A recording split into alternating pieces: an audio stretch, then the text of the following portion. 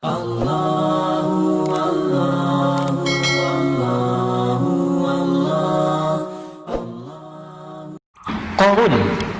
ya, tahu Qarun? Tahu di mana? Qarun itu sepupunya Nabi Musa. Ya, sepupunya Nabi Musa. Jadi Qarun punya bapak namanya Yesar. Musa punya bapak namanya Imran. Tapi bukan Imran yang di Ali Imran ya, Imran yang lain. Imran itu kakaknya Yesar. Ini bapaknya Musa adalah kakaknya bapaknya Qarun. Musa punya bapak namanya Imran, Qarun punya bapak namanya Yesar. Dua-duanya anaknya Kuhas. Kuhas anaknya Lewi, Lewi anaknya Yakub, Yakub anaknya Ishak, Ishak anaknya Ibrahim alaihissalam. Ya, bin Azar, bin Nahur, bin Abir, bin Kinan, bin Arfahsyad, bin Sam, bin Nuh alaihissalam, bin Mihlail, bin Tushalah, bin Kinan, bin Anwas, bin Tis, bin Adam alaihissalam. Ya, gak nyambung ke atas. Nah, yang mau saya sampaikan, Qarun itu kaya atau miskin? Tuh, sudah salah.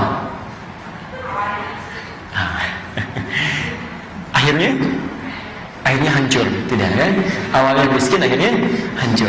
Jadi awalnya itu fakir, Qarun itu miskin, cuma punya sepupu Nabi Rasul. Coba tolong sampaikan pada saya bagaimana cara paling cepat supaya bisa kaya, punya sepupu Nabi tapi halal caranya. Cara yang paling gampang, minta didoakan oleh sepupunya supaya kaya, karena doa Nabi itu mudah untuk terjawab. Maka mintalah didoakan ya.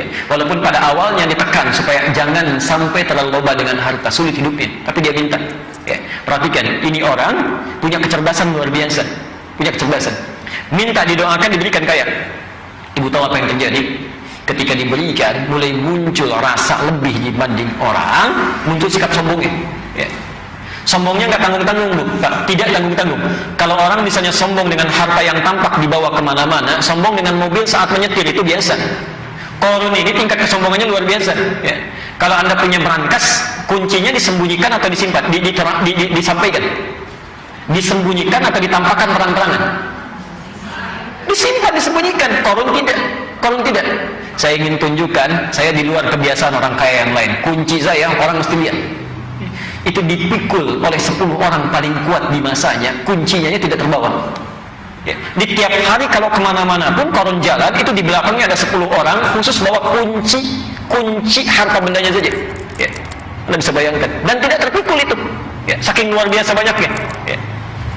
Sombongnya luar biasa. Jadi kalau ada orang kaya sombong sekarang, itu ketinggalan zaman. Ada yang lebih kaya dulu ya, ada yang lebih kaya.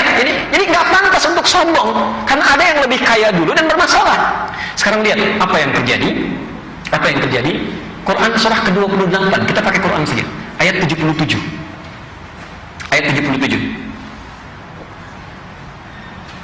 Ketika diingatkan di ayat 77-nya, wabtaghi fima ataqallahu daral akhirah wala tansa nasibaka minad dunya. Ada ayatnya? Quran surah 28 ayat 77.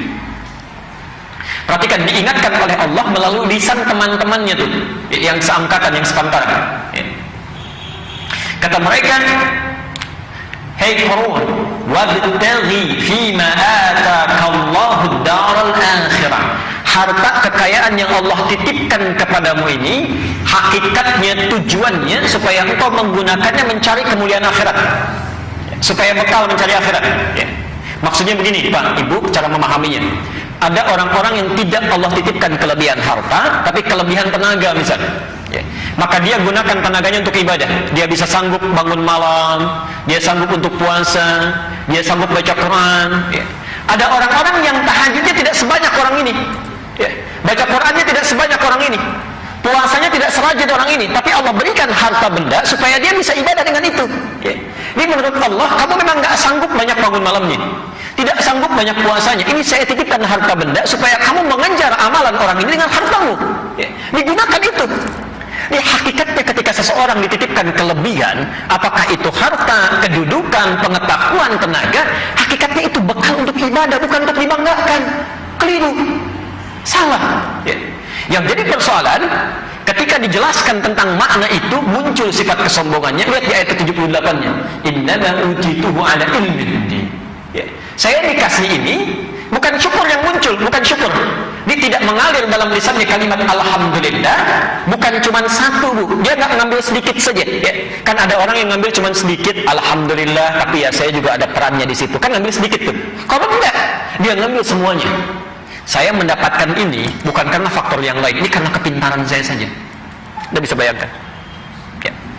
Ada orang yang mengambil keseluruhannya.